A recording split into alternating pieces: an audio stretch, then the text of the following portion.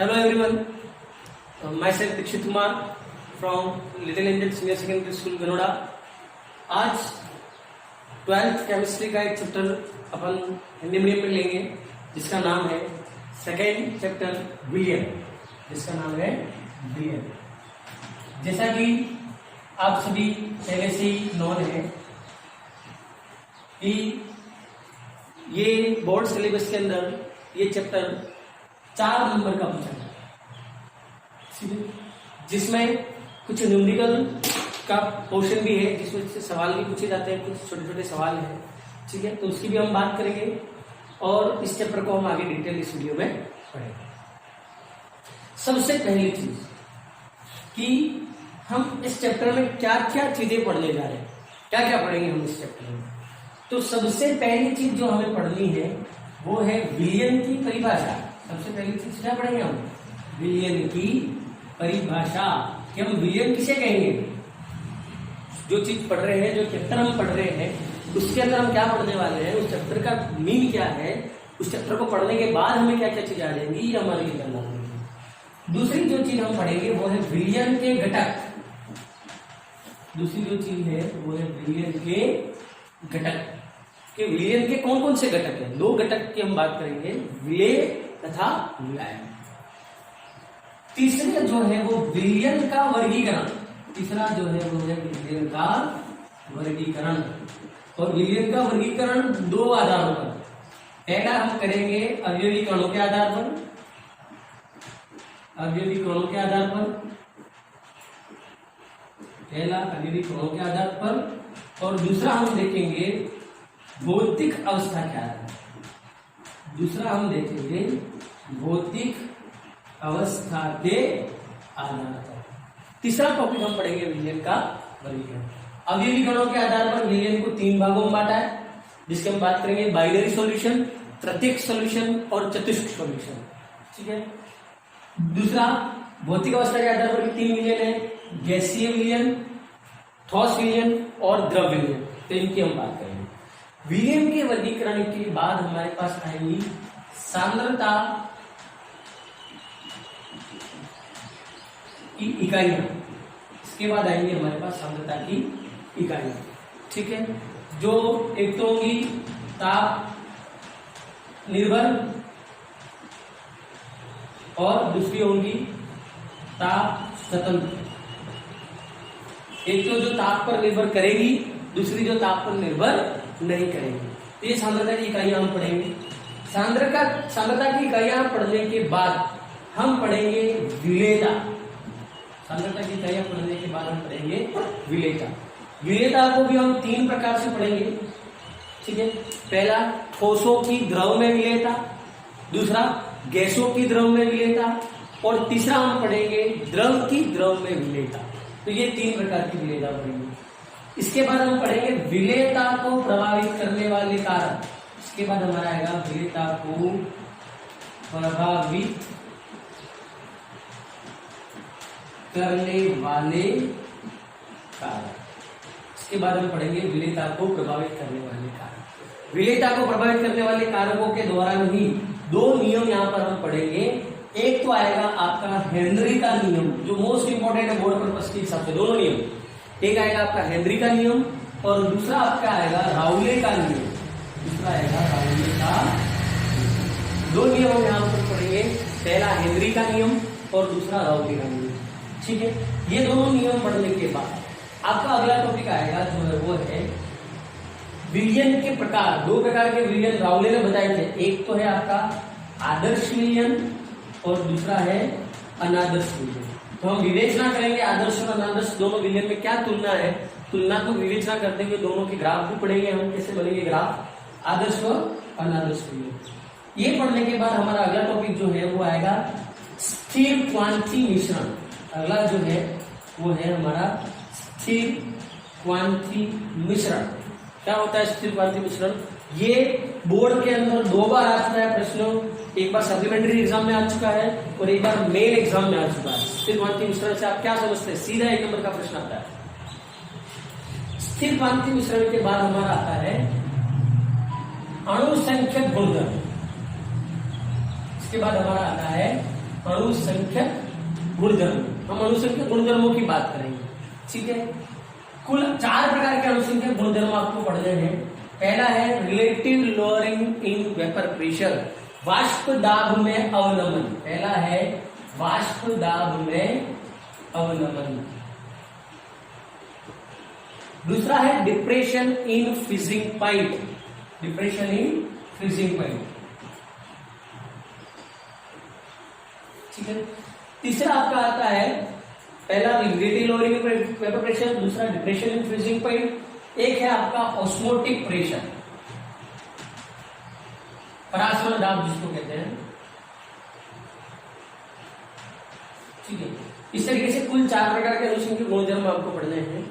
और osmotic pressure के अंदर कुछ परिभाषाएं आपके अति पराशरी विलयन, अल्प पराशरी विलयन, सम पराशरी विलयन, इनकी परिभाषाएं आपको पढ़नी है, तो परिभाषा आप पढ़ेंगे। और इसके लास्ट में एक आता है वॉन्ट ऑफ गुणांक, एक आएगा आपका वॉन्ट ऑफ गुणांक, एक आएगा वॉन्ट ऑफ गुणांक। वॉन्ट ऑफ गुणांक से आप क्या समझते हैं, ठीक है। वाष्प दाब में अवनमन, पथनांक में उन्नयन, ठीक है। एक आपका पथनांक में उन्नयन अणुसंख्यक गुणधर्म था, ठीक है। मेल्टिंग पॉइंट और ऑस्मोटिक प्रेशर, 4 अणुसंख्यक गुणधर्म, वॉन्ट ऑफ गुणांक। और वॉन्ट ऑफ गुणांक से आपके 2 संबंध आएंगे, अल्फा और आई के मध्य, ठीक है। ये डिसोसिएशन और एसोसिएशन, समगुणन तथा वॉन्ट ऑफ गुणांक में संबंध, तथा आयनन तथा वॉन्ट ऑफ गुणांक में संबंध, ये आपका इस चैप्टर का लास्ट टॉपिक है। इसके अंतिम में हम न्यूमेरिकल का एक वीडियो बनाएंगे। इस तरीके से हम इस चैप्टर के टोटल यात्रा करेंगे। अब इंट्रोडक्शन के बाद हम इस चैप्टर को शुरुआत करने की ओर बढ़ते हैं। सबसे पहली चीज ये तो था हमको क्या क्या पढ़ना है इस चैप्टर में, मतलब ये चैप्टर पढ़ने के बाद जितनी भी चीजें मैंने यहाँ पर बोर्ड पर लिखी है वो सारी आपको अच्छे से आ जाएंगी, ठीक। सबसे पहली चीज जो मैं आपको बताने जा रहा हूँ कि विलियन क्या है। अगर आपको कोई पूछ लिया, सेकंड चैप्टर आपने पढ़ लिया, हाँ पढ़ लिया, बताइए विलियन क्या है, और आप अगर उसको नहीं बता पाते तो भले ये सारी चीजें आपको आती है, कुछ भी काम करें। तो सबसे पहली चीज तो आपको यही समझना है, हम विलियन किसे कहेंगे, किसे कह सकते हैं हम विलियन। तो एक बात याद रखनी है, यह एक समांगी मिश्रण है। सबसे पहली चीज विलियन क्या है, विलियन एक समांगी मिश्रण है। तो सबसे पहली चीज ये आपने पढ़ रखा है क्लास 11th में, 11वीं की कक्षा में आपने अच्छे से पढ़ रखा है मिश्रण किसे कहते हैं। तो मिश्रण हम किसे कहेंगे, जब हम किसी 2 या 2 से अधिक पदार्थों को आपस में मिलाते हैं, 2 या 2 से अधिक पदार्थों को अगर हम आपस में मिलाते हैं तो हमारे पास प्राप्त जो पदार्थ होगा उसे हम कहते हैं मिश्रण। क्या कहते हैं, मिश्रण। तो मिश्रण भी कैसा होना चाहिए, समांगी। समांगी का मतलब होता है समअंगी। समांगी का मतलब क्या होता है, समअंगी। मतलब एक ऐसा विलियन जिसके सारे अंग जो है वो समान हो, सारे अंग समान हो। कैसे वो समझना, एक बहुत अच्छा एग्जाम्पल बताता हूँ। मिश्रण आपने 2 पढ़ा है, एक है समांगी, दूसरा है विषमांगी। मैं इन दोनों को एक उदाहरण से समझा दूंगा, आपको अच्छे से समझ में आ जाएगा। समांगी का उदाहरण आप ले सकते हो, एक कोल्ड ड्रिंक की बोतल। कौन सा ले सकते हो आप, कोल्ड ड्रिंक्स की बोतल। मान लीजिए आपने कोल्ड ड्रिंक की बोतल खरीदी, कोल्ड ड्रिंक की बोतल मुझे बताइए वो मिश्रण का उदाहरण नहीं है क्या, ठीक है। क्यों, क्योंकि उसके अंदर जल भी है, शक्कर भी है, एसेंस भी है, फ्लेवर्स भी हैं, ऐसे ऐसे ऐसे ऐसे बहुत सारी चीजें कोल्ड ड्रिंक के अंदर होती है। मतलब we can say that it is a mixture, हम कह सकते हैं मिश्रण है। और कैसा मिश्रण है कोल्ड ड्रिंक, समांगी मिश्रण है। कैसे, तो वो देना, ये सारी चीजें अंदर जाकर मिल गई हैं और मिलने के बाद एक सतत गुणधर्म इन्होंने बना दिया, एक जैसा गुणधर्म, एक समान गुणधर्म। मतलब ये सब बाहर थे तब तो क्या थे, अलग अलग थे। जल अलग था, शक्कर अलग थी, फ्लेवर अलग था, आप पता लगा सकते थे कि ये जल है, ये शक्कर है। लेकिन जैसे उन सबको अंदर मिलाया, उन सब ने मिलकर एक समान अंग कर लिया। अंदर जाने के बाद क्या कर लिया, समान अंग। अब देखिए आपने यहाँ से ढक्कन खोला और एक गुट कोल्ड ड्रिंक पी ली, आपने नीचे एक छेद करके एक गुट यहाँ से पी ली, एक गुट आपने साइड से पी ली और एक गुट आपने यहाँ से पी ली। अब मुझे बताइए क्या आपके साथ ऐसा हुआ कि आपने जब ऊपर से कोल्ड ड्रिंक पी तो आपको सिर्फ जल का टेस्ट है, सिर्फ पानी पानी लग रहा है आपको।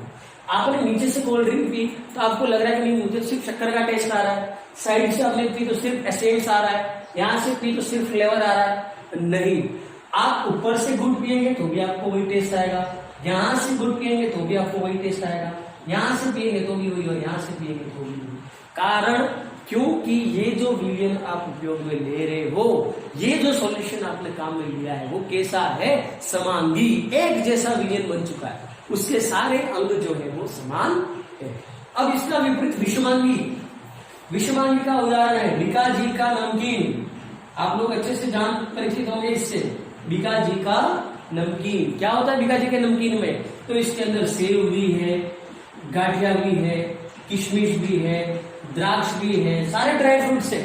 अब आपके हाथ गया, वो आपकी किस्मत पर निर्भर करता है। आपने जैसे ही पैकेट में हाथ डाला, आपके हाथ में गाठिया आया तो आपको गाठिया का टेस्ट आएगा। अगर आपके हाथ में किशमिश आई तो आपको किशमिश का टेस्ट आएगा। अगर आपके हाथ में नमकीन आई तो आपके हाथ में नमकीन। क्या हर बार आपको जैसा टेस्ट आ रहा है क्या? नहीं आ रहा। मतलब ये कैसा है, विषमांगी मिश्रण। कैसा है, विषमांगी। मतलब ये सारी चीजें मिलने के बाद एक जैसी नहीं हो रही है, सब अभी भी अपनी अपनी आइडेंटिटी लेकर है। और एक तरीके से आप ये कह सकते हो, मतलब जो अपना निजी परिचय खो दे और विलयन में जाने के बाद सब एक जैसे बन जाए, वो कहलाएगा समांगी। अब देखिए, जल निजी परिचय उसका कुछ और है, लेकिन विलयन में जाने के बाद वो बाकी सबके जैसा हो गया, तो ये समांगी और ये विषमांगी। तो अभी हमें खास हमारे काम की चीज क्या है कि विलयन एक समांगी मिश्रण है। विलयन क्या है? विलयन एक समांगी मिश्रण है। किसका समांगी मिश्रण? मिश्रण, देखो मिश्रण शब्द आपको पता होनी चाहिए, या तो दो चीजें होंगी या दो से ज्यादा होंगी। तो विलयन एक समांगी मिश्रण है। अब मिश्रण से दिमाग में आना चाहिए, दो चीजें हो सकती है साहब, कोई भी दो भी हो सकती है और दो से ज्यादा भी हो सकती है। क्या? तो इसके दो घटक होते हैं। विलयन के घटक किसका मिश्रण है? तो इसके अंदर दो चीजें होंगी, एक होगा आपका विलेय और एक होगा आपका विलायक। एक क्या होगा? आपका विलेय और दूसरा आपका होगा विलायक। अब विलयन आपका एक टॉपिक पूरा हुआ कि विलयन की परिभाषा कंप्लीट होगी। तो क्या बन गई विलयन की परिभाषा? विलयन विलेय तथा विलायक से निर्मित एक समांगी मिश्रण है। क्या बनी विलयन की परिभाषा? विलयन विलेय तथा विलायक से निर्मित एक समांगी मिश्रण है। लेकिन अब हमारे सामने नहीं समस्या कि हम विलेय किसको कहें और विलायक किसको कहें। क्या समस्या? कि हम विलेय किसको कहें और विलायक किसको कहें। तो याद रखना, विलयन में वह पदार्थ जो न्यूनतम मात्रा में उपस्थित हो। विलयन में न्यूनतम मात्रा में उपस्थित पदार्थ को हम तो क्या कहते हैं? विलेय। क्या कहते हैं? विलय में। फिर से बोल रहा हूं, ध्यान से सुनना। विलयन में उपस्थित न्यूनतम मात्रा वाले पदार्थ को हम क्या कहते हैं? विलेय कहते हैं। और विलायक किसको कहेंगे? तो विलयन में उपस्थित अधिकतम मात्रा वाले पदार्थ को हम क्या कहेंगे?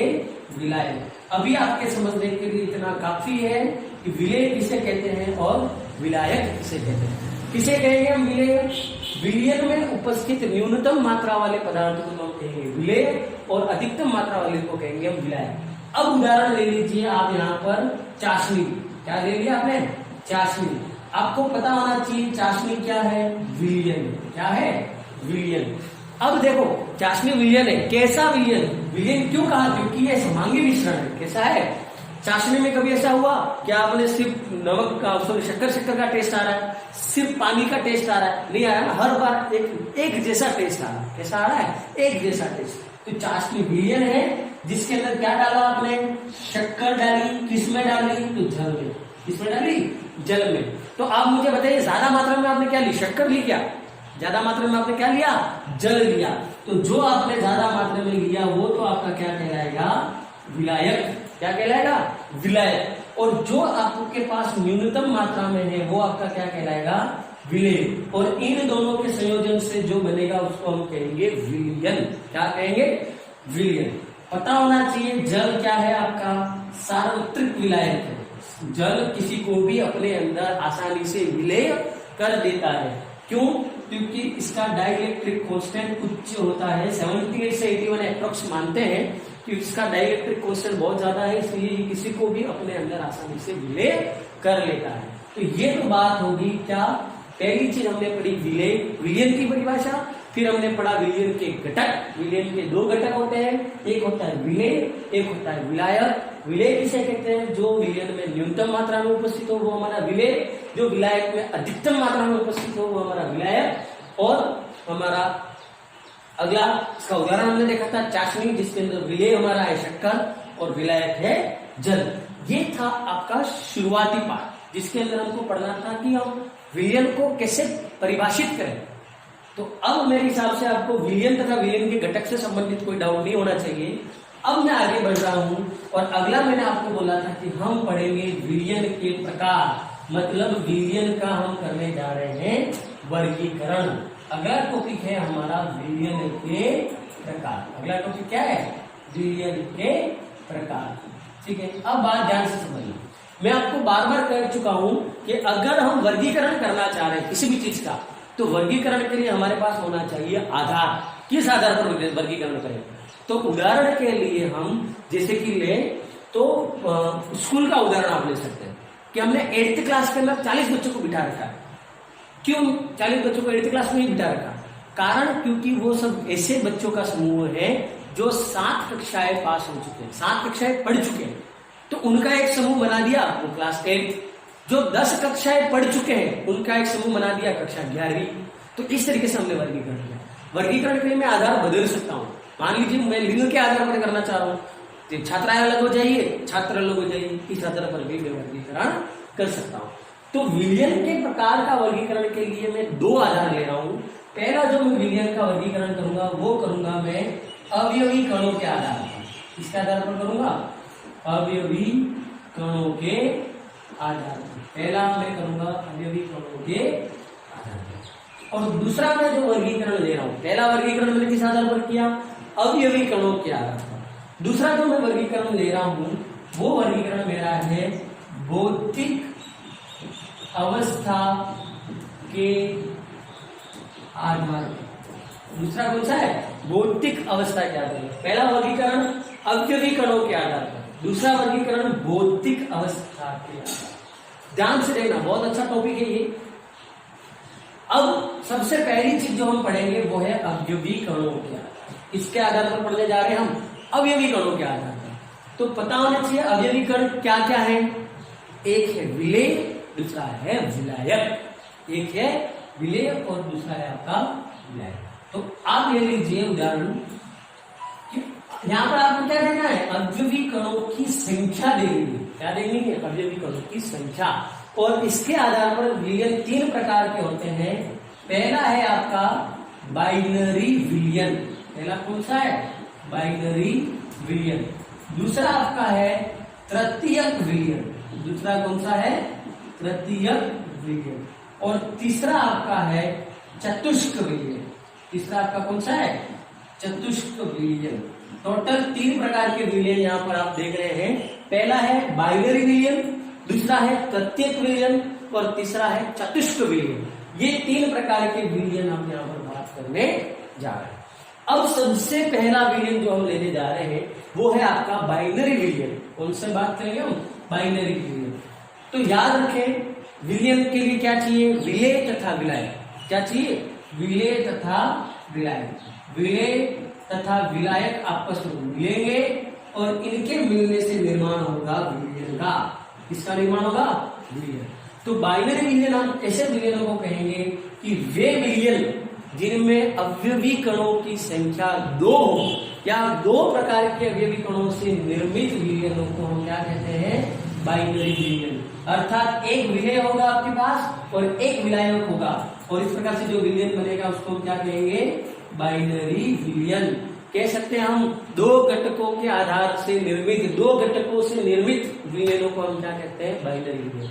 अब देखिए इसका उदाहरण क्या लेना चाह रहा हूं मैंने लिया जल, और जल के अंदर मैंने डाल दी शक्कर। तो देखिए कितने घटक हुए? 2 घटक है, मतलब मेरा ये जो विलयन बनेगा वो किसका उदाहरण है? बाइनरी विलयन। और आप लोग ध्यान रखें बाइनरी विलयन ये जो शब्द है इसका उपयोग आप अपने प्रैक्टिकल लैब में भी प्रैक्टिकल के लिए बहुत बार करेंगे। टाइट्रेशन का एक प्रैक्टिकल आता है जिसके अंदर आप जो विलयन बनाते हो वो बाइनरी विलयन तैयार करते हैं, जिसमें आप एक विलायक लेते हो और एक विलय लेते हो। तो ये ध्यान रहे टाइट्रेशन में उपयोग होने वाले अधिकतर विलियन जो है वो कौन से हैं? बाइनरी विलियन। कौन से? बाइनरी विलियन। तो ये था अवयवी कणों के आधार पर पहला विलियन, बाइनरी विलियन। अब मैं लेने जा रहा हूं दूसरा विलियन है आपका तृतीयक। अब देखिए तृतीयक विलियन, आप लोगों को ये पता होना चाहिए कि केमिस्ट्री के अंदर स्पेशली हिंदी मीडियम वाले स्टूडेंट के लिए डेफिनेशंस बहुत इजी हो जाती है। कारण कि जो पूछा होता है उसी के अंदर आधी चीज पहले से क्लियर होती है। वर्गीकरण किस आधार पर कर रहे हैं? अवयवी कणों के आधार पर। देखना क्या है? अवयवी कणों की संख्या। किसके लिए देखेंगे? तृतीयक विलियन के लिए। तृतीयक मतलब क्या होता है? 3। मतलब ऐसे विलियन जिनमें अवयवी कणों की संख्या कितनी हो? 3। मतलब 3 अवयवी कणों से निर्मित होने वाले विलियन तृतीयक विलियन कहलाते हैं। उदाहरण देखिए आप, उदाहरण के लिए आपने लिया था जल के अंदर आपने क्या डाला? शक्कर के अंदर आपने क्या डाल दिया? नमक। आपने क्या लिया? जल लिया, जल के अंदर क्या डाला? शक्कर के अंदर क्या डाल दिया? नमक। इस प्रकार से जो आपके पास विलियन बना, टोटल कितने घटक हो गए? 3 घटक। इन 3 घटकों से निर्मित होने वाले विलियन को हम क्या कहते हैं? तृतीयक विलियन। क्या कहते हैं? तृतीयक विलियन। तो ये तो हो गया आपका दूसरा प्रकार, तृतीयक विलियन। अब अवयवी कणों के आधार पर हमारा तीसरा जो विलियन आता है वो है चतुष्क विलियन। तीसरा कौन सा आता है? चतुष्क विलियन। तीसरा है आपका चतुष्क विलियन। और चतुष्क विलियन के बारे में देखिए, फिर वही चतु का मतलब क्या? 4। क्या? अवयवी कण। मतलब ऐसे विलियन जो 4 प्रकार के अवयवी कणों से मिलकर निर्मित हो। ऐसे विलियन जो 4 प्रकार के अवयवी कणों से मिलकर बनते हैं, उन्हें हम कहते हैं चतुष्क विलियन। और सबसे अच्छा उदाहरण आप सभी परिचित है, गर्मियों की सबसे अच्छी चीज शिकंजी। सब जानते हैं इसके बारे में। शिकंजी आपका चतुष्क विलियन का उदाहरण है। कैसे? शिकंजी बनाने के लिए आप क्या करते हो? आपने सबसे पहले लिया जल के अंदर क्या डाला? नींबू के साथ आपने क्या डाल दिया?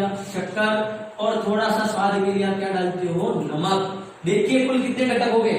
4। 1 2 3 4। और हम सब जानते हैं 4 घटकों से बनने वाला विलियन हमारा क्या कहलाता है? चतुष्क विलियन। क्या कहलाता है? चतुष्क विलियन। तो ये था आपका पहला टॉपिक, विलियनों का वर्गीकरण किसके आधार पर? अवयवी कणों के आधार पर। अब हम विलियनों का वर्गीकरण दूसरा जो देखने जा रहे हैं वो है भौतिक अवस्था के आधार पर। क्या? दूसरा है विलियनों का वर्गीकरण किसके आधार पर? भौतिक अवस्था के आधार पर। विलियनों का वर्गीकरण भौतिक अवस्था। ध्यान से सुनेंगे। भौतिक अवस्था के आधार पर विलियनों को 3 भाग में बांटा गया। कितने भागों में बांटा गया है? 3 भागों में। सबसे पहला है आपका गैसीय विलियन। सबसे पहला कौन सा है? गैसीय विलियन। दूसरा है आपका द्रव विलियन। दूसरा कौन सा है? द्रव विलियन। और तीसरा आपका है ठोस विलियन। तीसरा कौन सा है आपके पास? ठोस विलियन। टोटल आपके पास 3 प्रकार के विलियन बनते हैं, गैसीय विलियन, द्रव विलियन और ठोस विलियन। ये 3 विलियन आपके पास। तो इन तीनों विलियन से आपको क्या समझना है? तो मतलब ये देखना कि आप एक ले रहे हो विलेय और एक ले रहे हो विलायक। हो सकता है दोनों का भौतिक अवस्था समान हो, या हो सकता है आपने विलायक ले लिया द्रव तो विलेय आपका ठोस हो सकता है, या दोनों की भौतिक अवस्था अलग होने पर आपका विलियन कौन सी भौतिक अवस्था में होगा, ये चीज यहां पर हम क्लियर करेंगे। और इसके लिए एक सार्वभौमिक सत्य, ये कथन आपको अच्छे से दिमाग में बिठा लेना है। और वो कथन क्या है? विलियन विलायक की भौतिक अवस्था को ग्रहण करता है। विलियन विलायक की भौतिक अवस्था को ग्रहण करता है। विलियन किसकी भौतिक अवस्था को ग्रहण करता है? विलायक की भौतिक अवस्था को ग्रहण करता है। मतलब ये कि विलियन कौन सी अवस्था में होगा, ये निर्भर करेगा विलायक की भौतिक अवस्था के ऊपर। अगर विलायक आपका गैस है तो विलियन भी आपका गैस, अगर विलायक आपका द्रव है तो विलियन भी आपका द्रव, अगर विलायक आपका ठोस है तो विलियन भी आपका ठोस। ये बात आपको ध्यान रखनी है। और ये कंपल्सरी एग्जाम में प्रश्न सीधा आ जाता है, निम्न में से सत्य कथन है, निम्न में से असत्य कथन है। सत्य कथन में एक ऑप्शन आ गया, विलयन तथा विलायक की भौतिक अवस्था समान होती है, तब आपको ये सही करना है कि बराबर दोनों के कारण कि विलयन जो है वो विलायक की भौतिक अवस्था को करता है। अब हम सबसे पहला जो है वो समझने जा रहे हैं गैसीय विलयन। किसकी बात कर रहे हैं? गैसीय। मतलब आप क्या ले रहे हो? विलय ले रहे हो और क्या ले रहे हो? विलायक। मतलब गैसीय विलयन बनाने के लिए आपके पास 3 तरीके। कितने तरीके हैं? 3 तरीके हैं। 3 तरीकों से गैसीय विलयन बनेगा। हम यहाँ पर देखेंगे विलय, यहाँ विलायक और यहाँ उदाहरण। अब मुझे समझाइए, तीनों केस में विलायक की भौतिक अवस्था क्या होगी? थोड़ा सा सोचिए, थोड़ा सा सोचो कि विलायक की भौतिक अवस्था क्या होगी। मैंने अभी आपको स्टेटमेंट बताया, विलयन और विलायक की समान। मतलब गैसीय विलयन तीनों प्रकार से बनेगा। उन तीनों में विलायक कौन सी अवस्था में होगा? गैसीय। कौन सी होगा? गैसीय। तो यहाँ पर तीनों केस में आप विलायक क्या लोगे? गैस। तीनों केस में विलायक आपका क्या आ गया? गैस। ध्यान से। अब विलय, यहाँ पर आप विलय क्या लोगे? सबसे पहला तो मान लीजिए सबसे पहले विलय आपने ले लिया गैस। कौन सा ले लिया? गैस। मतलब आपने एक गैसीय विलायक लिया, उसमें गैस ही विलय के रूप में मिला दिया। तो इसका उदाहरण है, मान लीजिए आप H2 और O2 को मिक्स कर दिया, O2 प्लस N2 को मिक्स कर दिया, H2 प्लस Cl2 को मिक्स कर दिया। इस तरीके से आप गैसेस को मिक्स कर रहे हो, मतलब विलायक भी गैस और विलय भी गैस। तो ये सबसे पहला उदाहरण आपका।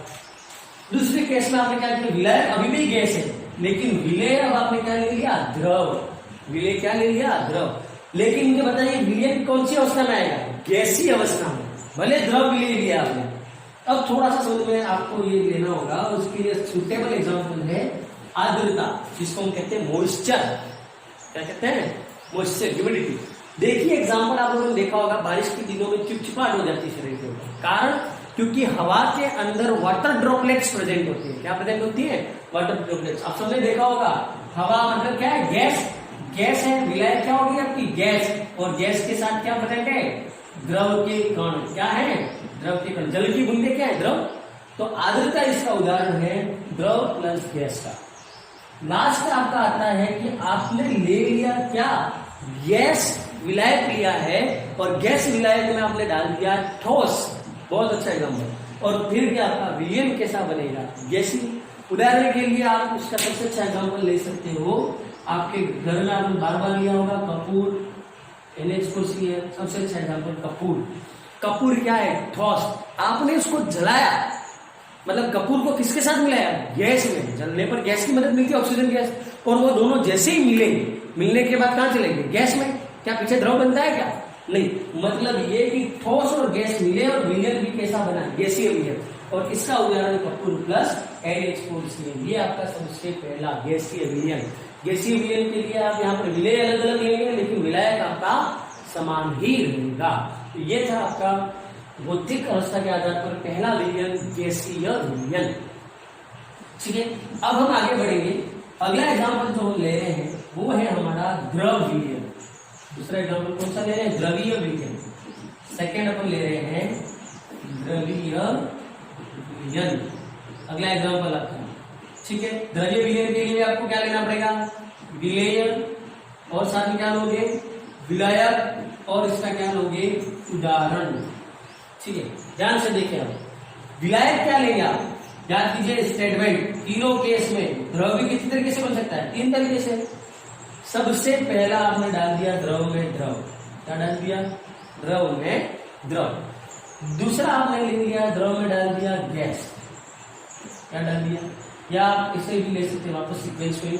सबसे पहले आपने डाल दी गैस, फिर आपने डाल दिया द्रव, फिर आपने डाल दिया ठोस। ठीक है, तो सबसे पहले द्रव में गैस। याद कीजिए एग्जाम्पल है इसका सोडा वाटर। सबसे पहला एग्जाम्पल सोडा वाटर।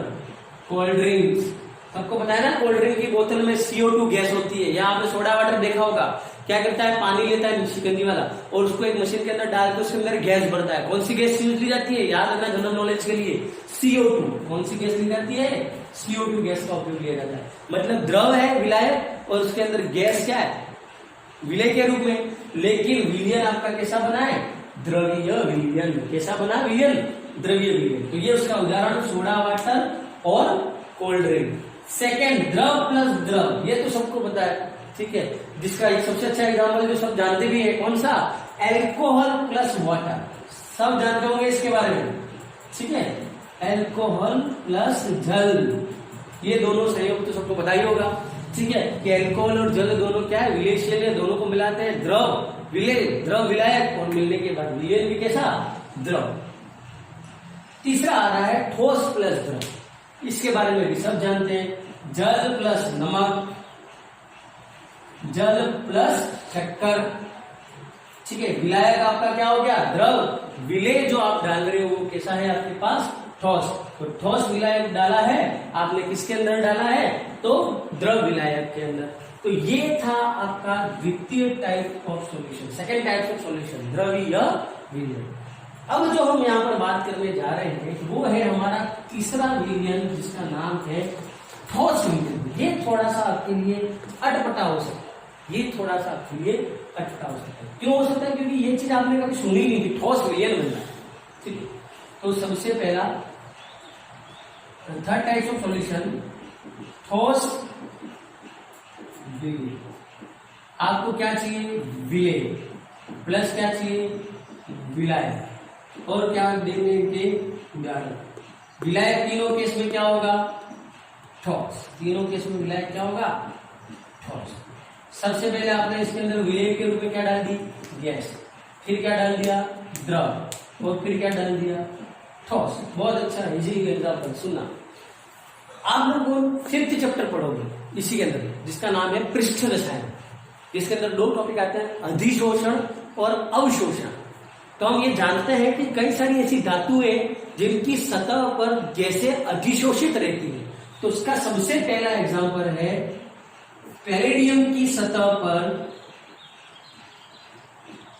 H2 का अधिशोषण। ये थोड़ा सा अलग है, आपको अभी समझ में नहीं आएगा। पैलेडियम की सतह पर हाइड्रोजन गैस पाई जाती है। तो देखिए विलायक आपका क्या है? ठोस है, तो ठोस ही ना, उसके ऊपर गैस है। लेकिन आपको गैस मिक्स होने के बाद ऐसा नहीं है कि वो ठोस विलायक जो है वो परिवर्तित हो जाकर द्रव बन जाएगा। विलायक विलयन आपका अभी भी कैसा है? ठोस विलयन, मतलब उसके अंदर आपको गैस भी मिल रही है और ठोस भी मिल रहा है। अब द्रव प्लस ठोस, ठीक है, द्रव प्लस ठोस, इसका उदाहरण देखना आप। इसका उदाहरण है अमलगम। इसका उदाहरण है अमलगम। आपने ली है जिंक धातु। क्या लिए? जिंक धातु। जिंक धातु सबको पता है ठोस अवस्था में वो विलायक हो गया आपका। उसके अंदर आपने डाल दी मरकरी। क्या डाल दी? मरकरी। और मरकरी भी धातु है, लेकिन पता होना चाहिए कमरे के ताप पर एकमात्र ऐसी धातु जो द्रवीय अवस्था में पाई जाती है, पारा, जिसको कहते हैं Hg का मतलब पारा, मरकरी। तो वो आपने मिला दिया। तो Zn प्लस Hg आपका द्रव विलेय है, ठोस विलायक है। लेकिन ये जो अमलगम आपका बन रहा है वो कैसा बनेगा? ठोस बनेगा। कैसा बनेगा? ठोस। और तीसरा तो है ही ठोस प्लस ठोस। इसका उदाहरण है मिश्र धातु। इसका उदाहरण क्या है? मिश्र धातु। एलॉय बनते हैं इससे, दो धातु के मिश्रण से। जैसे कि आप लोगों ने देखा होगा zinc plus copper. Zinc plus copper से आप क्या बनाते हो? ब्रास। क्या बनाते हो? ब्रास। ये उदाहरण आपको याद रखना है। जिंक और कॉपर के मिश्रण से आप क्या बनाते हो? ये दोनों ठोस, और प्राप्त विलयन भी आपके पास कैसा है? ठोस। तो ये था आपका थर्ड टाइप ऑफ सॉल्यूशन, जिसको हम कहते हैं ठोस विलयन। हमारा टॉपिक क्या चल रहा था? विलयन के प्रकार। विलयन के प्रकार को हम दो आधार से वर्गीकृत कर सकते हैं। पहला अवयवी कणों के आधार पर।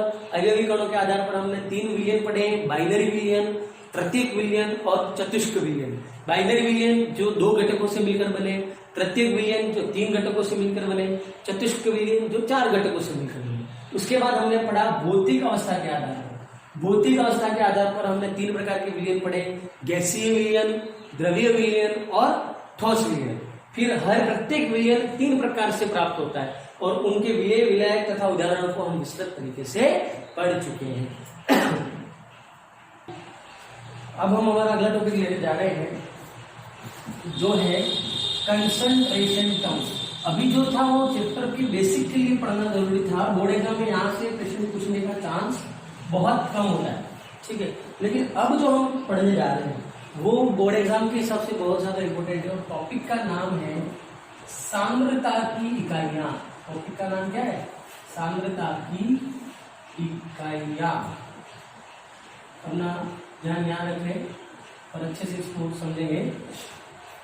सबसे पहले ये शब्द सांद्रता किसे कहते हैं? तो सांद्रता का मतलब है, सांद्रता से हम क्या समझेंगे? तो विलयन में उपस्थित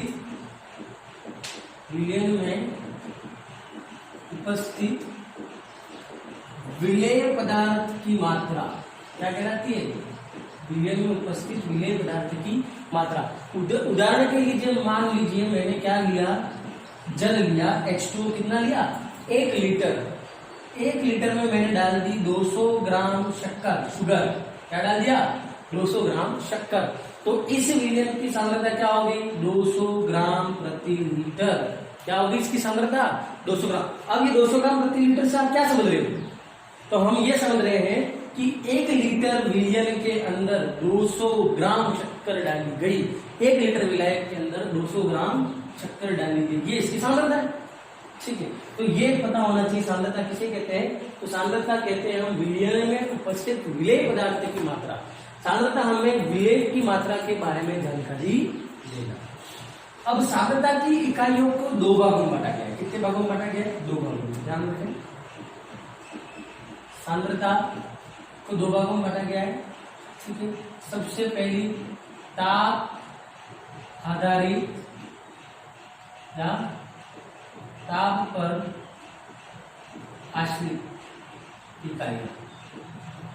ठीक है, दूसरी ताप निराश्रित इकाइयां। ऐसी इकाइयां जो ताप पर निर्भर नहीं करती और ऐसी इकाइयां जो ताप पर निर्भर करती है। अब इसके लिए मैं आपको एक बात बता देता हूं। ताप पर आश्रित इकाइयों के लिए आपको देखना है ऐसी इकाइयां जिनको दर्शाने के लिए, जिनको एक्सप्लेन करने के लिए हम आयतन ले रहे हैं काम में। क्या ले रहे हैं? आयतन। मतलब ऐसी इकाइयां जिनमें आयतन काम में आ रहा है, ऐसी इकाइयां जिनमें हम आयतन का उपयोग लेते हुए सभी इकाइयां ताप पर निर्भर करेंगी।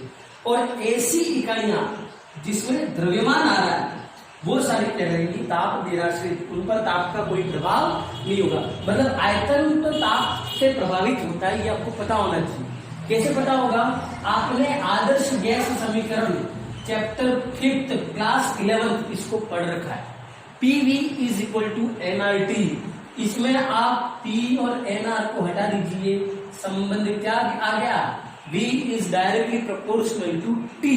मतलब जैसे जैसे तापमान बढ़ेगा वैसे वैसे आयतन भी बढ़ेगा। और आयतन अगर बदल जाएगा तो क्या होगा? सांद्रता भी बदल जाएगी।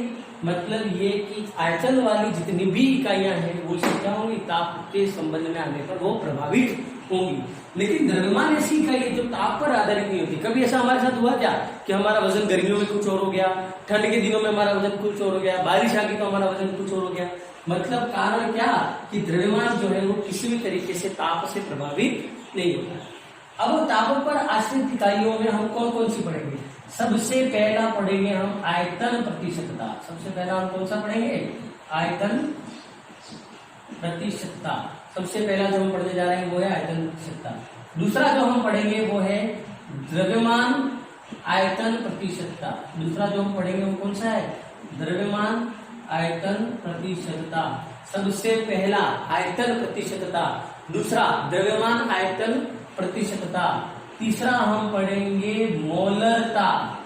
तीसरा most important term, practical concept के हिसाब से बहुत काम आएगा। टाइट्रेशन के अंदर हमेशा आपको जो अधिकतम समय में जो दे रखा होगा वो मोलरता दे रखी होगी विलयन की। और मोलरता से आपको याद करना पड़ेगा कि कितनी विलयन की मात्रा आपको लेनी पड़ेगी विलयन बनाने के लिए। चौथा आपको पढ़ना है नॉर्मलता। चौथा आप क्या पढ़ेंगे? नॉर्मलता, नॉर्मलिटी।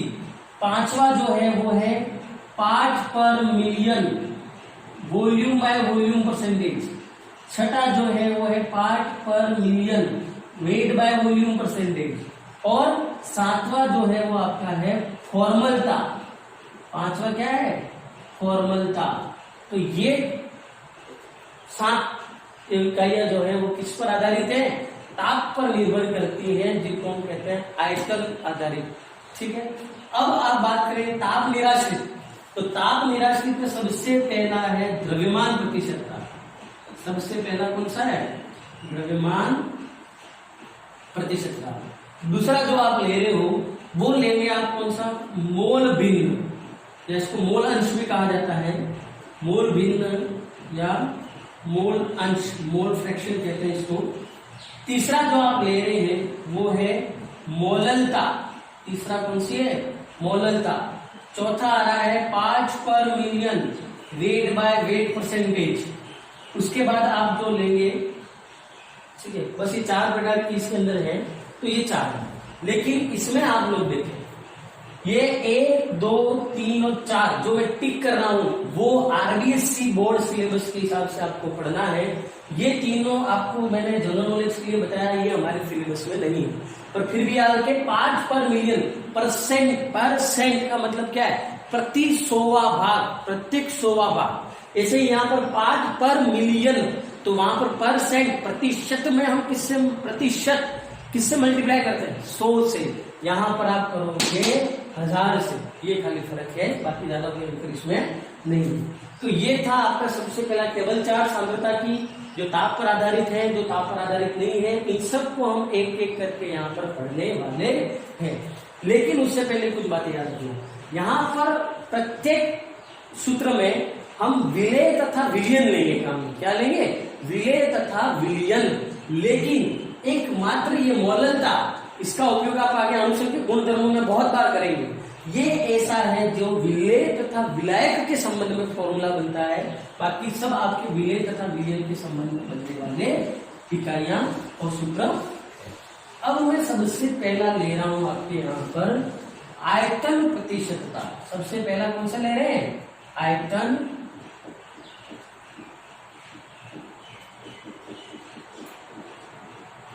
प्रतिशतता। देखो आयतन प्रतिशतता, तो एक चीज याद रखना, यहां पर आपको हमेशा इस फॉर्मेट में काम में लेना है, विलेय बटा विलयन, विलेय बटा विलयन। क्या लेंगे, विलेय बटा विलयन। जो मात्रा कम होगी उसको आप कहां लिखोगे, ऊपर, जो अधिक होगा उसको आप कहां लिखोगे, नीचे। ठीक है, तो ये आपको विलेय तथा विलयन, ये फॉर्मेट अपना चलेगा।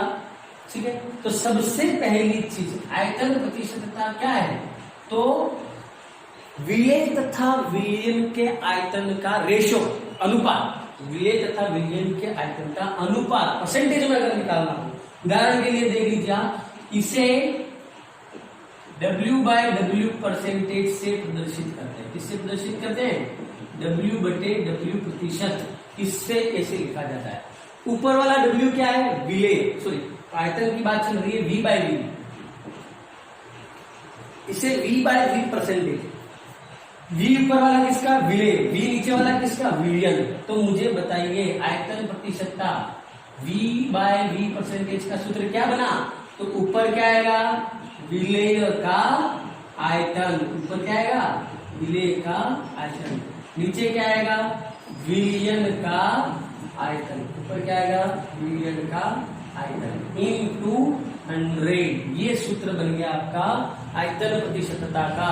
आयतन प्रतिशतता का सूत्र आपको पता होने चाहिए, क्योंकि यहाँ से 1 नंबर के न्यूमेरिकल पहले पूछ चुका है, 2 बार बोर्ड एग्जाम में इन फॉर्मूले से संबंधित न्यूमेरिकल आया हुआ है, इसलिए ये सभी सूत्र आपको अच्छे से आने चाहिए। तो सबसे पहला था आपका आयतन प्रतिशतता, विलेय का आयतन बटे विलयन का आयतन इनटू 100। दूसरी हम बात करते हैं, दूसरा आपका है द्रव्यमान आयतन प्रतिशतता। दूसरा कौन सा है, द्रव्यमान आयतन प्रतिशतता। मतलब हम एक तो बात करेंगे द्रव्यमान की और एक हम बात करेंगे आयतन की। अब किसका द्रव्यमान किसका आयतन मैंने ट्रिक आपको बता रखी है, तो उसके हिसाब से सबसे पहले देखो, इससे W बाय V प्रतिशत से प्रदर्शित करते हैं, इसे W बाय V प्रतिशत से प्रदर्शित करते हैं। अब देख लीजिए W किसका, विलेय का, क्लियर हो गया। मतलब हम यहाँ पर द्रव्यमान किसका लेंगे, विलेय का द्रव्यमान बटे विलयन का आयतन। मतलब ये कि W बाय V परसेंटेज का फॉर्मूला क्या बन गया, विलेय का भार, क्या बन गया, विलेय का भार बटे विलयन का आयतन, विलेय का भार बटे विलयन का, सॉरी, विलेय का भार बटे विलयन का आयतन इनटू 100। इंटू 100।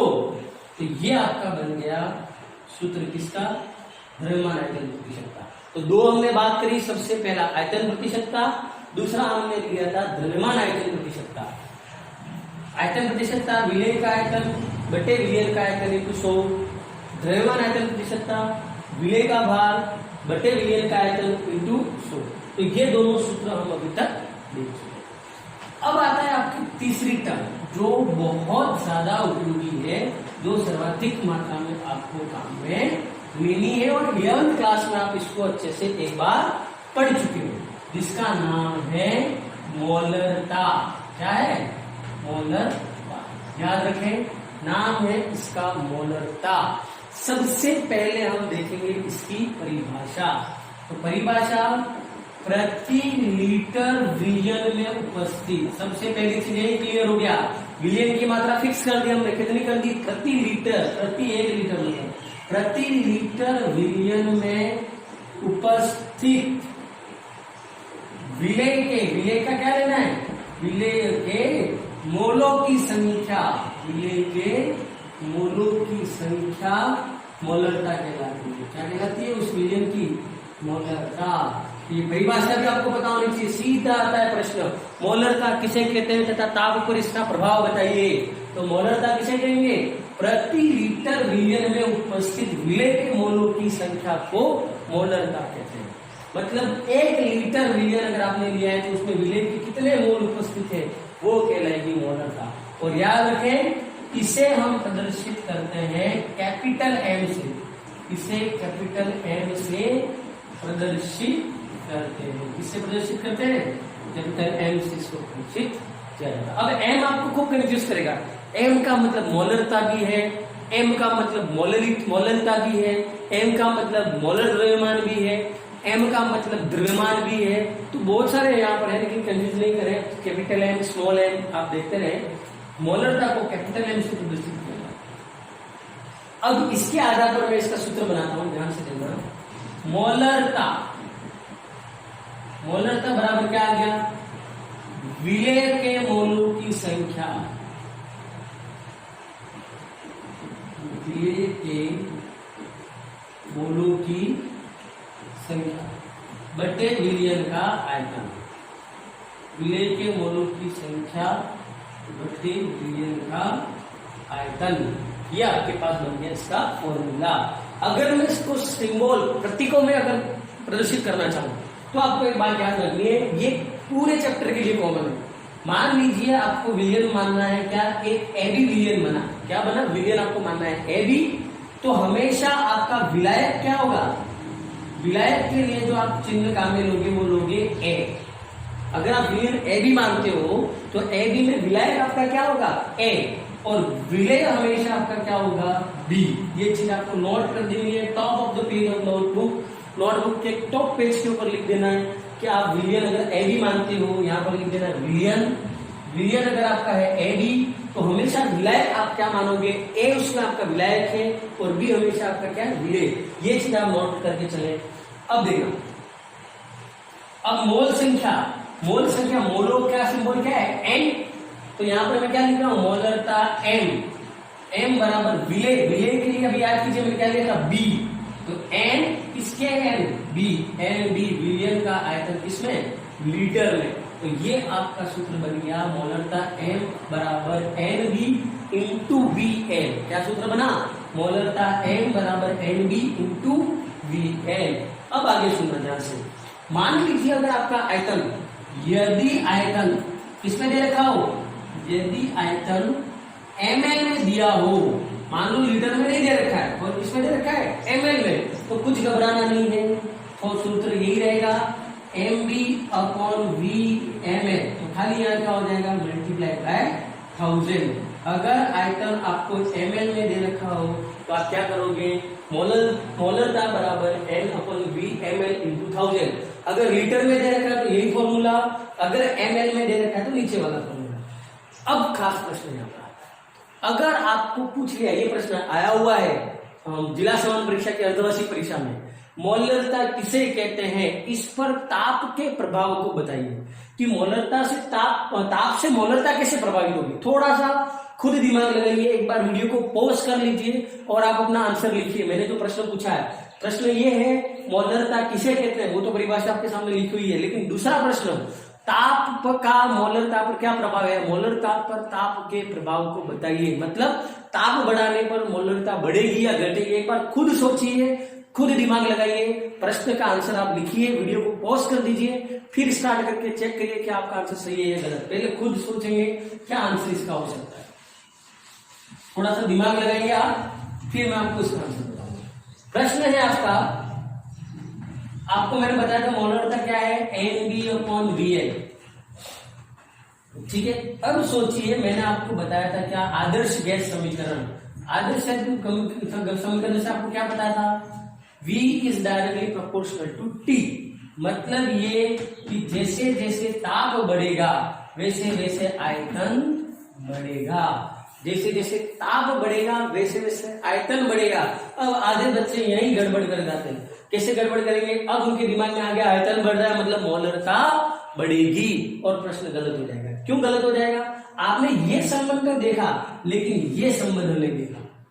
मोलरता का आयतन के साथ क्या संबंध है, व्युत्क्रमानुपाती है। कैसा है, व्युत्क्रमानुपाती, मतलब उल्टा होगा काम।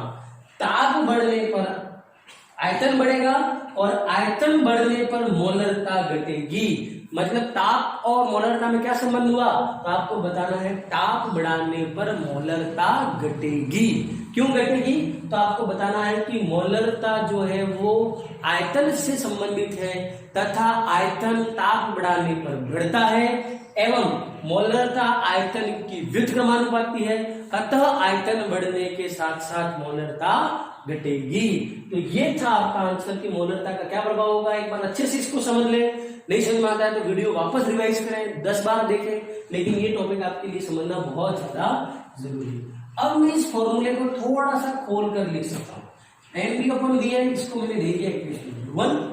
अब देखना, अब आप जानते हो, हम जानते हैं कि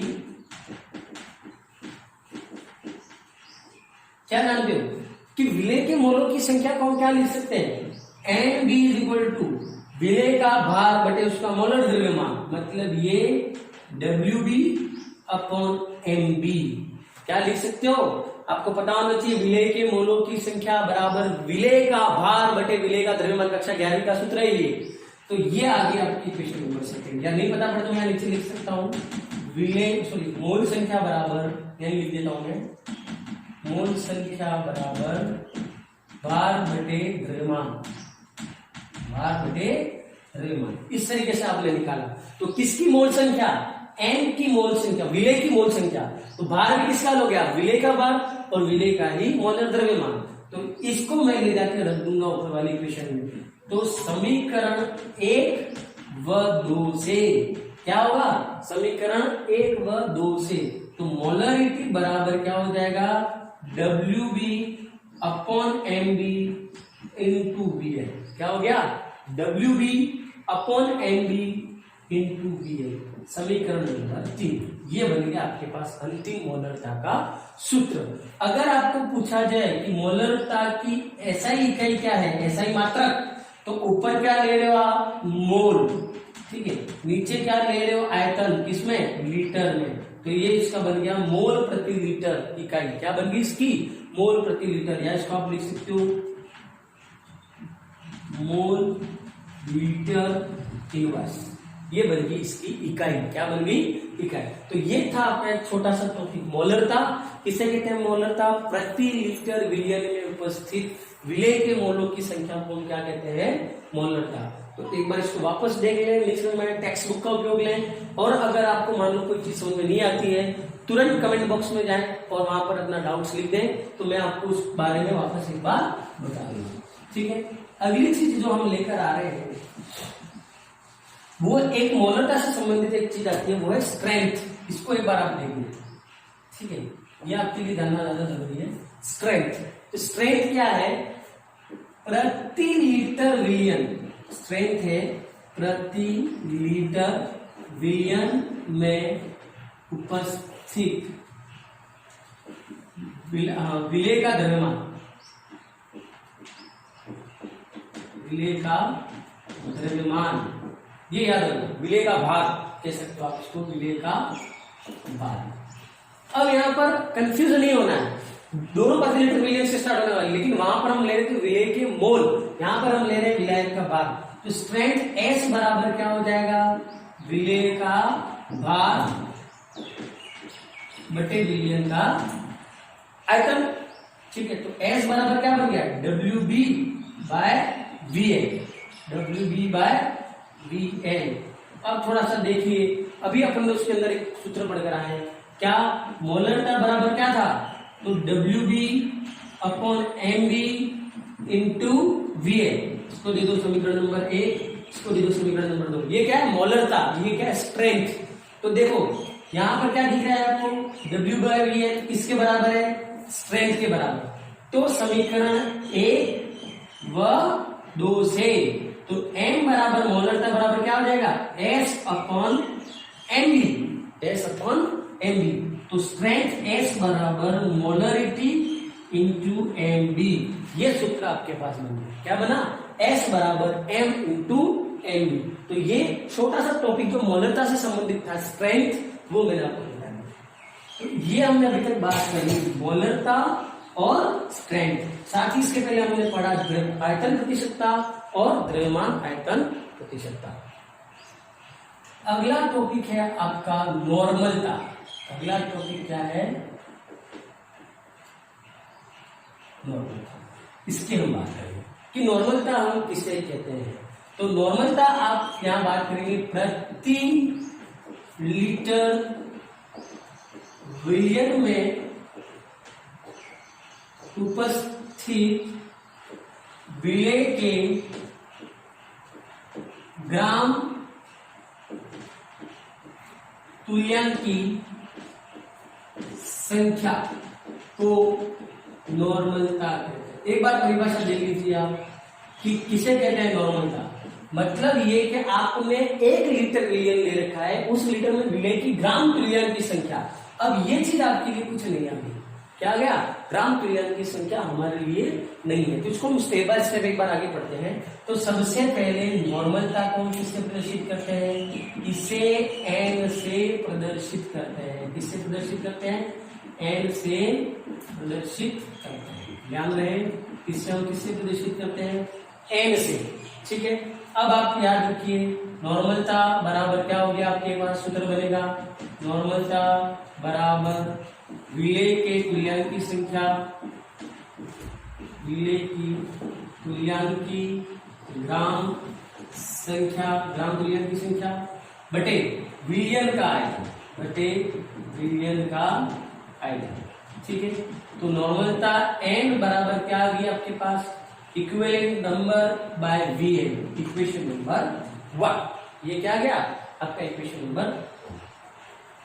अब यहां पर ये चीज नहीं है आपके पास, मैं पहले बोल चुका हूं, क्या, इक्विवेलेंट नंबर, ग्राम तुल्यांक की संख्या।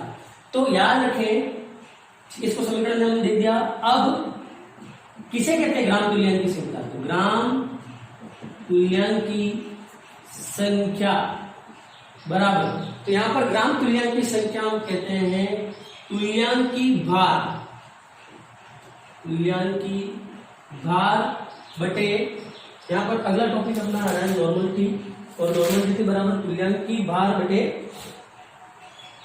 Normality WB into equivalent mass. ठीक है, चलो WB बटे इक्विवेलेंट मास, इसको दे दिया समीकरण नंबर।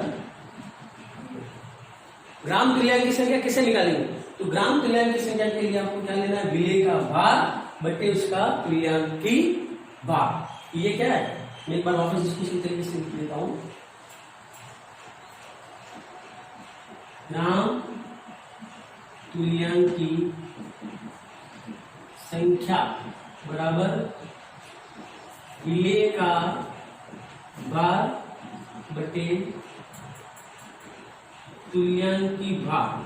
ठीक है, मतलब ये इक्विवेलेंट बराबर क्या हो गया, नंबर ग्राम इक्विवेलेंट बराबर WB अपॉन तुल्यांक की भार क्या हो गया आपका, इक्विवेलेंट मास, तुल्यांक की भार बराबर इक्विवेलेंट मास। अब EQ की जगह आपको ले जाके ये वैल्यू रख देनी है। तो समीकरण नंबर तो अगला आ गया समीकरण नंबर 1 व 2 से, समीकरण 1 व 2 से। तो नॉर्मलिटी आपके पास क्या आ गई, देखिए नॉर्मलिटी आपके पास आ गई WB बटे equivalent mass into volume in litre. Normality आ गई हमारे पास WB बटे equivalent mass into volume in litre. इसको मैंने समीकरण नंबर दे दिया 3, ये अपना बन गया समीकरण नंबर 3।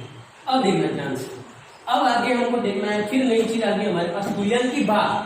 तुल्यांक की भार हमें किसे कहेंगे, तो तुल्यांक की भार बराबर मोलर द्रव्यमान बटे, तुल्यांक की भार क्या हो गया, मोलर द्रव्यमान बटे एन फैक्टर। मतलब ये कि EM बराबर MB बटे एन फैक्टर, समीकरण नंबर 4। अब इस EM का मान ले जाकर आप ध्यान रख दीजिए, तो क्या आ जाएगा आपके पास, नॉर्मलिटी N बराबर WB upon MB into BN, और ये एन फैक्टर कहां चला जाएगा, ऊपर। तो ये आपके पास लास्ट सूत्र बन गया नॉर्मलिटी का। तो नॉर्मलिटी क्या बन गई आपकी, WB इंटू एन फैक्टर बटे MB इंटू BN, जहां N बराबर क्या होगी, नॉर्मलता, ठीक है। WB बराबर क्या हो गया, विलेय का भार, WB बराबर क्या हो गया, विलेय का भार। एन फैक्टर बराबर क्या है, N गुणांक, ठीक है। MB क्या हो गया, विलेय का द्रव्यमान, विलेय का मोलर द्रव्यमान, ठीक है। और VN क्या हो गया, विलयन का आयतन। यह आपके पास बन गया सूत्र। लेकिन फिर आपके पास एक नई चीज है, एन फैक्टर क्या है, बहुत से विद्यार्थियों को एन फैक्टर के बारे में ज्यादा नहीं पता होगा। ये सारी चीज 11th की, नॉर्मलता, मोलरता, प्रैक्टिकल कंसेप्ट के हिसाब से आपके लिए बहुत ज्यादा काम में आने वाली चीज है। तो अब मैं आपको एक बार एन फैक्टर की गणना कैसे करते हैं वो बता देता हूं। अगला टॉपिक है हमारा एन फैक्टर की गणना, एन फैक्टर की गणना। अब एन फैक्टर की गणना अगर आप अम्ल ले रहे हो, क्या ले रहे हो, अम्ल, तो अम्ल के लिए एन फैक्टर क्या है, तो अम्ल क्या है, जलीय विलयन में दिए गए H+ आयन क्या कहलाता है, एन फैक्टर। उदाहरण के लिए आपने ले लिया HCl, क्या ले लिया, HCl, ठीक है। HCl में बना दिया H+ और Cl-, कितना H+ बना, 1, तो इसका एन फैक्टर क्या होगा, 1। दूसरा आपने ले लिया H2SO4, क्या बना देगा ये, 2H+ प्लस SO4 2-, कितने H+ आयन बन गए, 2, तो एन फैक्टर कितना हो जाएगा, 2। लेकिन याद रखना यहाँ पर भी क्या होंगे, प्रबल अम्ल और दुर्बल अम्ल। कई सारे अम्ल जो है पूर्ण विघटित हो जाएंगे, कुछ जो है वो पूर्ण विघटित नहीं हो पाएंगे। तो इसी प्रकार से H2SO4 का देखना, H2SO4 ऐसे भी छूट सकता है, H+ प्लस HSO4-, तो तब इसका एन फैक्टर कितना हो जाएगा, 1। तो आप ध्यान रखें कि वो किस तरीके से टूट रहा है, इसके आधार पर एन फैक्टर हम निकालेंगे। एक और एग्जांपल ले लीजिए आप, CH3Cl, गलती हाइड्रोजन गिनने की नहीं करें, इसलिए मैं ये एग्जांपल दे रहा हूं।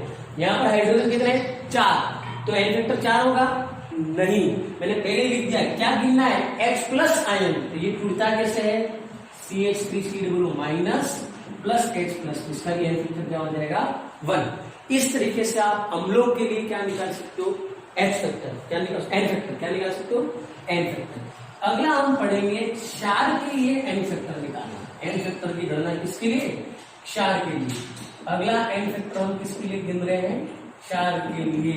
अब हम क्षार के लिए एन फैक्टर कैसे निकालेंगे, तो जलीय विलयन में, जलीय विलयन में दिए गए OH- आयनों की संख्या, जलीय विलयन में जो OH- आयन बने हैं उनकी संख्या क्या कहलाएगा, हमारा एन फैक्टर। उदाहरण के लिए अब ले लीजिए आप NaOH, तो NaOH क्या बनाएगा, Na+ प्लस OH-, कितने OH- बने, 1, तो इसका एन फैक्टर क्या हो जाएगा, 1। दूसरा आप ले लीजिए MgOH2, क्या बन गया, Mg+2 प्लस OH-, इसका एन फैक्टर क्या हो जाएगा, 1, ठीक है। इस तरीके से जितने भी OH- आयन बन रहे हैं वो क्या बन जाएगा, एन फैक्टर, तो ये 2 OH माइनस एन बनेंगे तो इसका एन फैक्टर क्या हो जाएगा 2। तो इस तरीके से आप एन फैक्टर क्षार के लिए कर सकते हो। अगला अपन ले रहे हैं एन फैक्टर की गणना लवण के लिए। इसके लिए ले रहे हैं लवण के लिए, ठीक है। तो कुल धनावेश या ऋण आवेश का मान क्या कहलाएगा एन फैक्टर। उदाहरण के लिए ले लीजिए आप NaCl, तो NaCl में क्या बना Na plus plus Cl minus, तो प्लस कितना है +1 -1, या तो सिर्फ प्लस गिनो या सिर्फ माइनस गिनो, तो बस तो दोनों एक ही है, आंसर वही आएगा, दोनों एक ही है। तो क्या आएगा एन फैक्टर इसका 1। आप ध्यान रखें इसमें आवेशों का कोई काम नहीं है। दूसरा एग्जाम्पल आप ले लीजिए ZnSO4, दूसरा एग्जाम्पल आप ले लीजिए ZnSO4, तो क्या बन जाएगा Zn+2 SO4 2 माइनस, तो प्लस चार्ज कितना है 2, माइनस चार्ज कितना है 2, तो एन फैक्टर क्या हो जाएगा 2। ऐसे में ऐसे आप लोग घर पे पहले वीडियो पोस्ट करके ट्राई करें, Al2 SO4 थ्राइस, इसका एन फैक्टर निकालिए, वीडियो पोस्ट कर दीजिए आप और इसका एन फैक्टर निकालिए कि क्या आएगा। एक बार आप खुद कोशिश करिए, फिर यहां से मैच करना आप, तो ये टूटेगा तो क्या बनेगा, देखो टूट जाएगा, क्या बनेगा ये Al+3, कितने बनेगा Al+3 2 प्लस 3SO4 2 माइनस, तो 2Al+3 मतलब क्या आ गया +6 चार्ज 3 × 2, और ये 3 × 2 क्या आ गया -6 चार्ज, तो इसका एन फैक्टर आ जाएगा 6। इस तरीके से आप एन फैक्टर अम्ल के लिए, क्षार के लिए, लवण के लिए, तीनों के लिए निकाल सकते हो। और ये था हमारा सांद्रता की अगली इकाई जिसको हम कहते हैं नॉर्मलता। अब ppm आयतन प्रतिशतता, ppm द्रव्यमान आयतन, वो हमें अभी पढ़ना नहीं है क्योंकि वो हमारे सिलेबस में नहीं। तो ये आपकी यहाँ पर ताप पर आधारित सांद्रता की इकाइयां जो थी वो पूर्ण हुई। अब छोटा सा टॉपिक यहाँ पर हमारा बचता है, वो है मोलरता व नॉर्मलता में संबंध। मोलरता व नॉर्मलता में संबंध, ठीक है। नॉर्मलता हमारे पास क्या आई थी, equivalent by Vn, equation number, इसको इक्वेशन नंबर नहीं देना अभी। फिर ग्राम तुल्यांक की संख्या को हमने क्या लिखा था, तो ग्राम तुल्यांक की संख्या को हमने लिखा था WB/EM × Vn, ठीक है। फिर हमने EM को भी खोल दिया, क्या लिखा था N = WB × N factor divide by MB × Vn, ये लिखा था, याद कीजिए आप। तो इसको दे दीजिए आप इक्वेशन, ये लास्ट सूत्र आया था हमारे पास। नॉर्मलता क्या आई थी हमारे पास WB × N factor / MB × Vn। ये अगर नहीं समझ में आए पीछे जाइए वीडियो में, आपको ये मैंने सिखा रखा है नॉर्मलता का सूत्र हम यहाँ तक कैसे पहुंचे। अब हम जानते हैं मोलरिटी क्या थी हमारे पास, तो मोलरिटी थी विलय के मोलों की संख्या NB/Vn। फिर हमने MB को खोल दिया था, तो मोलरिटी बराबर क्या आ गया था WB/MB × Vn, समीकरण नंबर 2, ठीक है। अब आप यहाँ पर देख सकते हो समीकरण 1 व 2 से, देखिए यहाँ पर m बराबर क्या है WB/MB × Vn, तो ये दिख रहा है आपको WB/MB/Vn। इसकी जगह मैं क्या लिख सकता हूँ मोलरिटी, तो नॉर्मलिटी क्या हो गया, नॉर्मलिटी बराबर मोलरिटी × एन फैक्टर। ये संबंध बहुत बहुत बहुत ज्यादा आपको प्रैक्टिकल लेवल पे भी काम आ सकता है, क्योंकि वहां पर अगर नॉर्मलता दे रखी है और आपको मोलरता ज्ञात करनी है, तो आप क्या करिए उसका एन फैक्टर निकाल दीजिए, आप तुरंत पहुंच जाएंगे। उदाहरण के लिए आपको कहा गया कि N/20 NaOH बिलियन की मोलरता कितनी होगी, नॉर्मलिटी दे रखी है इसकी, मोलरता ज्ञात कीजिए। तो देखिए NaOH का एन फैक्टर कैसे निकालते हैं, OH की संख्या, NaOH कैसे टूटता है, NaOH बराबर Na+ plus OH minus, N factor इसका क्या आ गया 1। नॉर्मलिटी बराबर कितनी आ गई 1/20, तो मोलरिटी निकाल सकते हो, तो मोलरिटी बराबर क्या है N/N फैक्टर, ठीक है। तो N कितना है 1/20 N फैक्टर 1, मतलब मोलरिटी भी कितनी आ गई 1/20। तो इस संबंध की सहायता से आप कई सारे क्वेश्चन सॉल्व कर सकते हैं। आज हमने जो है वो सांद्रता की इकाइयों में ताप पर आधारित जो थी वो सब अच्छे से देख ली। ठीक है, आगे जो ताप पर आधारित नहीं है उन्हें मैं आपको कल बताऊंगा। ठीक है, लेकिन उससे पहले आप लोग क्या करेंगे, इस वीडियो को अच्छे से देखें, हर उस स्टूडेंट तक पहुंचाए जो हिंदी मीडियम से जुड़ा हुआ है, जिसको इस वीडियो की जरूरत है। साथ ही साथ आप इस चैनल को लाइक और सब्सक्राइब करना नहीं भूलें, ज्यादा से ज्यादा सब्सक्राइबर बढ़ाएं ताकि हम इस स्टडी को ऑनलाइन ले जा सकते हैं, लाइव स्टडी आपको करा सकते हैं। उसके लिए हमें 1000 सब्सक्राइबर्स की जरूरत है। आप ज्यादा से ज्यादा सब्सक्राइब करवाएं चैनल को।